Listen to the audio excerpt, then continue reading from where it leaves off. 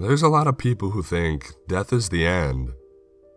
They think we vanish without a trace, leaving nothing but a rotting corpse that has as much to do with who we were as the molding shirt that we're wearing. But those people have never heard the echo of the dead. The last thought someone ever had before they die. They stay rooted to the place, almost like a tree planted in their honor. It's getting dark. I hear that one a lot. Or, I wonder if she'll miss me. Or, take me home. Or things of that nature. I don't know how it works, but ever since my little brother's death when I was young, I've started hearing the echo of all the people who have died in any given location. That's why I'll never set foot in a hospital. My mom tried to take me for a sprained ankle once, but I couldn't get within 100 feet of the place before thousands of whispered echoes started flooding my mind. I couldn't take it. I just bolted and ran the second I got out of the car. Later, a therapist told me that I was suffering PTSD after what happened to my brother, but I never believed it. The echoes are too real, too close, and I hear them wherever I go. You'd be amazed at how many people have died in the most innocuous places. I can hear the whispers in the park where some geezer must have kneeled over from a heart attack or something. Sometimes there are muted screams along the highway or at sharp turns in the road. Even the coffee shop at the end of my street has an echo of, "The ambulance should have been here by now." And then there was Ferriman's Lake. This was years later when I was a senior in high school. The whole class had agreed to go to this remote lake for ditch day at the end of the year. The atmosphere was electric. Music blasting in the cars, beers in the trunk, and that desperate, almost maniacal energy of anticipation tinged with heavy goodbyes. But I could hear the whispers long before we arrived. I didn't want to be that weird kid today. I just wanted to be normal and celebrate with all my friends. I tried my best not to listen.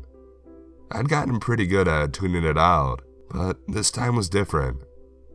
These whispers weren't nostalgic musings. They weren't profound or contemplative or sad.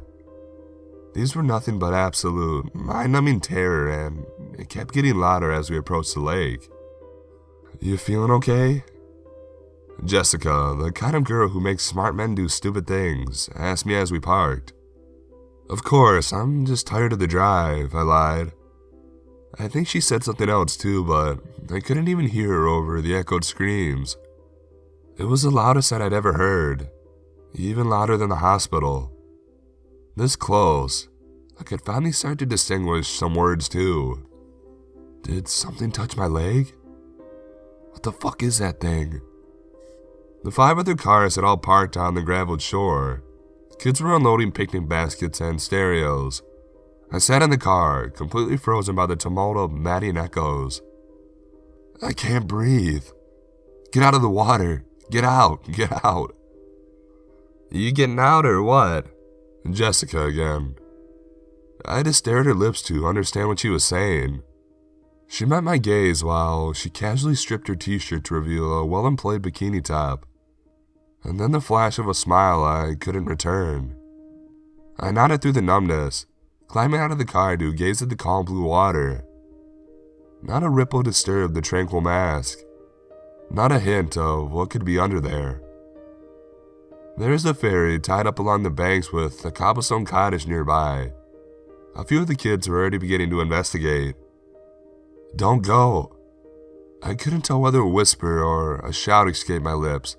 But Derek, one of the guys hauling beer out of the truck, was the only one who seemed to hear. What's the matter? You're not afraid of the water, are you? He must have said it loud for me to be able to hear it so clearly. Jessica was already ankle deep in the water, but she glanced back. Her smile wasn't for me anymore. It was tinged with a hint of mockery. Everyone would be laughing if they knew what was really going on in my head. What are you idiots doing? Get out! Get out! Someone else had saved me from having to say it though. An old man, more beard than face, was standing in the doorway of the stone house. One of the kids said something, but I couldn't hear it over the incessant echoed screams. I forced myself to get closer. Legend has it that something lives in the water near this shore, the old man replied loudly. Everyone was out of the cars now, 26 kids in total, all gathering around the stone cottage. Something that is hidden since before mankind first walked the earth, the old man was saying. Something that strikes once without warning, and once is all it ever needs. Of course, if you prefer, you can fork over $5 each and I'll sail you to safety on the other side. What's to stop the monster swimming over there? Jessica asked. She was still smiling, but I could tell she wasn't buying it. No one was. It's too shallow for it, the old man grunted. $100 for the lot of you, it's a special price. It's better safe than sorry.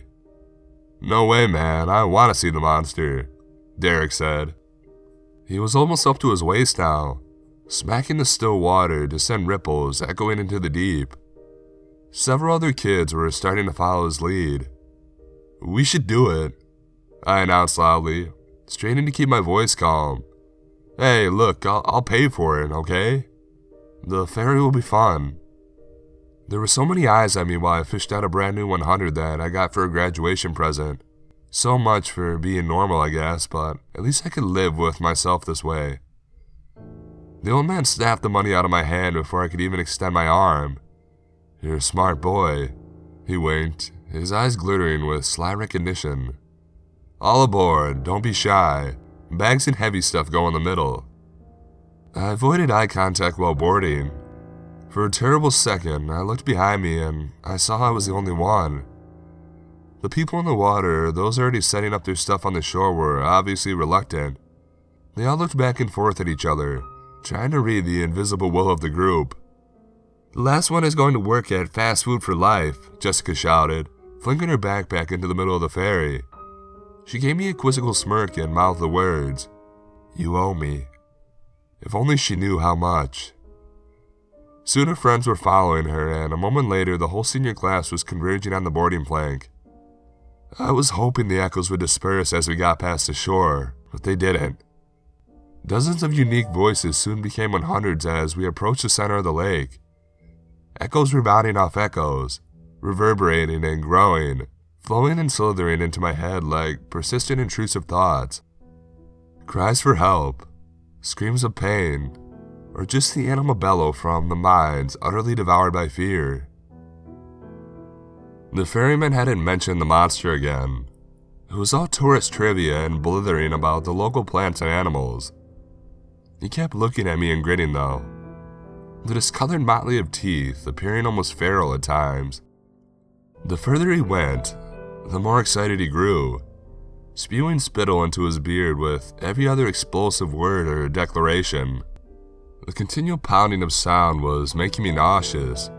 I just closed my eyes and waited for this part to be over. I tried not to think about what might be in the water. There were so many voices that I had trouble keeping them straight, that I had made a game out of trying to untangle them. Even so, it took several minutes of concentration before this came to the surface. I never should have trusted the old man. It sounded like a young boy around 12. No older than my brother was when he died. I glanced at the ferryman who was leaning against the wheel, staring wistfully at all of us. No one was paying him any attention anymore, not even when his pale tongue flicked greedily over his lips. The old man flipped something and the motor gave out. He stretched luxuriously in the sun before making his way to the railing. This is a good place to take a dip if anyone wants to swim, he called out. It's real shallow here, and if you're lucky, you'll see some turtles. You sure it's safe? Someone asked. I'll prove it. Flash goes to the feral grin. Several people laughed and gasped as the old man clambered up onto the railing, launching himself into the graceful dive and vanishing with barely a ripple. Other people would be jumping in any second, and there was nothing I could do to stop them. I closed my eyes again, sifting through the mounting pressure of echoes. Where'd the ferryman go? He's not human. Get back to the boat. I opened my eyes again, There was a loud splash and the cheer of laughter which accompanied someone tumbling into the water. I was out of time. I left behind the wheel, turning the key and stirring the engine back to life. People were shouting, but I didn't care. It didn't matter who was already in the water. Every instinct was screaming for me to just save as many as I could. The controls were intuitive enough and I pushed the lever full throttle. We were accelerating much faster than I thought we would. The laughter around me was turning to distress, but I was ready to fight anyone who tried to stop me. No one had time though. We were moving for less than 10 seconds before something exploded out of the water behind. By the time I looked back, it was gone. All I could see was a massive misshapen shadow underneath the surface, twisting and morphing and growing by the second. He's not human. Then what the fuck is he? There wasn't time to find out. Real screams were starting to mix with the echoes now. What are you doing? Jessica and the old dude are still in the water. Why her? Of all people. Was it some kind of cosmic joke that made her jump in first?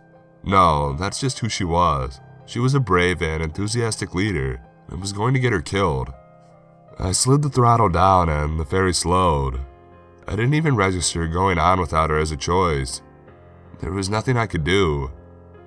Her head bobbed under as soon as the black shadow drew near. There was a flash of scaly skin above the water, and then a brief glimpse of Jessica's fingers clawing for the surface. Everyone on the boat was shouting, but soon they were just going to be echoes too. Churning water bubbled red, and I shoved the throttle again. The shadow was moving towards the boat, gliding directly under us.